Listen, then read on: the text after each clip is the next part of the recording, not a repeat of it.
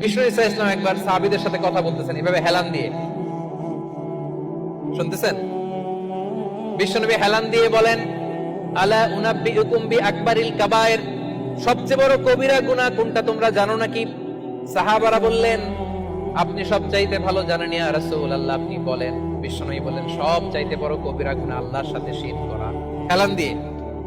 2 নম্বরে উকুকুল ওয়ালিদাইন, মাতা পিতার অবাধ্য হওয়া। 3 নম্বরটা যখন বলবেন হেলান থেকে উঠতে দিবেন, সিরিয়াস। 3টা কবিরা গুনাহ তোমাদের বলবো না, বলেন। 2টা বলছে হেলান দিয়ে, একটা হচ্ছে আল্লাহর সাথে শিরক করা, 2 নাম্বার হচ্ছে মাতা পিতার অবাধ্য হওয়া। 3 নাম্বারটা যখন বলবেন, ওয়াকানা মুত্তাকিয়ান, তিনি হেলান দেওয়া ছিলেন, ফাজালাসা, সিরিয়াস হয়ে বসলেন।